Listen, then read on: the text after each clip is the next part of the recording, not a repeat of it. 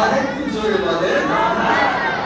একজন কাফের নামাজ পড়েনি, রোজা রাখেনি, হজ করেনি, যাকাত প্রদান করেনি, দরুদ ও সালাম পড়েনি, কালিমা পড়েনি, আর জান্নাতে কেমন একদিন হাজির কথা বলে রাতটা কি? বলে রমজান মাসে একদিন আমার সন্তান ইবাদতে খেতেছিল, ওই রমজান মাসের রোজার সম্মান দিয়ে আমার সন্তানকে একটি থাপ্পড় মেরেছিলাম। এই কারণে আল্লাহ আমাকে তৌফিক দিয়েছিলেন মরার পূর্বে কালিমায়ে শাহাদাত আশহাদু আল্লা ইলাহা ইল্লাল্লাহ ওয়া আশহাদু আন্না মুহাম্মাদান আবদুহু ওয়া রাসূলুহু পড়ে আমার ইন্তেকাল হয়েছিল। এই কারণে আমাকে আল্লাহ জান্নাত দিয়েছেন। তাহলে বলুন মুসলমান, একজন কাফির ব্যক্তি যদি রোজার সম্মান করে জান্নাতে যেতে পারে, তাহলে বলুন মুসলমান, যে নবী পাক সাহেবে আওলাদ সাল্লাল্লাহু তাআলা আলাইহি ওয়াসাল্লাম রমজানকে নিয়ে এসেছেন, যে নবী পাক রোজাকে নিয়ে এসেছেন, যে নবী পাক নামাজকে নিয়ে এসেছেন, যে নবী পাক হজকে নিয়ে এসেছেন, সেই নবীর সম্মান যদি আমরা করি তাহলে জান্নাত পাবো না? পাবো না? এই জোরে বলেন। ওই নবীর সম্মান কোরআন শরীফ উঠিয়ে দেখুন, রব্বুল আলামিন বলেন ওয়া তুআযিরুহু ওয়া তুআক্কিরুহু, নবীর সম্মান প্রদর্শন করো। আমি বলি নাই, কোন ডাক্তার বলে নাই, কোন মাস্টার বলে নাই, বরং আল্লাহ বলেন নবীর সম্মান প্রদর্শন করো। আজকে আমরা নবীর সামনে একটু দাঁড়িয়ে সম্মান প্রদর্শন করি, তো ওই সাইকেল, ওই নির্বোধের, ওই জ্ঞানহীনের গায়ে অ্যালার্জি তৈরি হয়, শরীরে 110 ডিগ্রি জ্বর চলে আসে।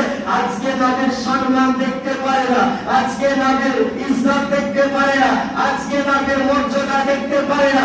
যে নবীর সম্মান সম্পর্কে রব্বুল আলামিন বলেন, হে মুমিন বান্দা শোনো, তোমরা নবীর সম্মান প্রদর্শন করো। কোরআনে এটা বলা হয় নাই নবীকে যদি দেখতে পাও তো সম্মান করো, নবীকে যদি দেখতে না পাও তো সম্মান করি না, এটা বলা হয়নি। কোরআনের আয়াত হলো মুতলাক আয়াত, আর কানুন বলা হয়েছে আর মুতলাকু ইয়াজরি আলা ইতলাকিহি। যদি নবীকে দেখতে পাও তবুও সম্মান করো, না দেখতে পাও তবুও সম্মান করো। আজকে সোসানি মসজিদে যদি থাকো তাও নবীর সম্মান করো, আজকে বাংলাদেশের ঢাকিতে যদি থাকো তাও নবীর সম্মান করো, পাকিস্তানে যদি থাকো নবীর সম্মান করো, আকাশে যদি চলে যাও নবীর সম্মান করো।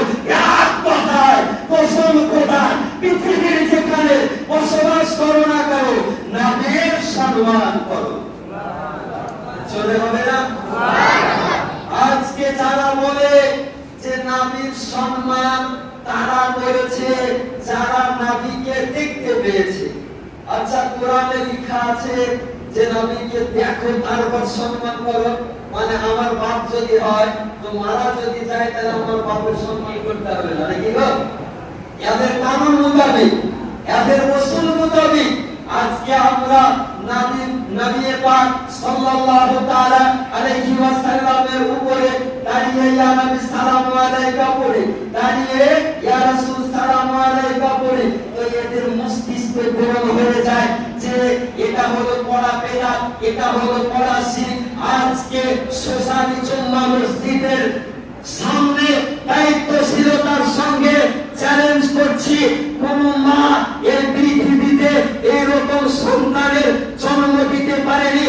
দাঁড়িয়ে সালাম পড়াকে ব্যক্তি যদি দাঁড়িয়ে পড়াকে বেদাত বলে, শিরক বলে মুতলাক ভাবে, তাহলে ওই ব্যক্তি আর মুসলমান নয়, সঙ্গে সঙ্গে কাফির হয়ে যাবে, সঙ্গে সঙ্গে কাফির হয়ে যাবে। কোন ব্যক্তি যদি বলে যে দাঁড়িয়ে পড়ে না বসে পড়ো, তো আগে আপনি বলবেন আচ্ছা বসে পড়তে হবে, একটা হাদিস দেখাও। বসে পড়তে হবে, একটি হাদিস দেখাও। যদি দেখাতে পারো সারা নীল গগনের নিচে জমিনের উপরে কারো দ্বারাই সম্ভব হবে না, হবে না, হবে না।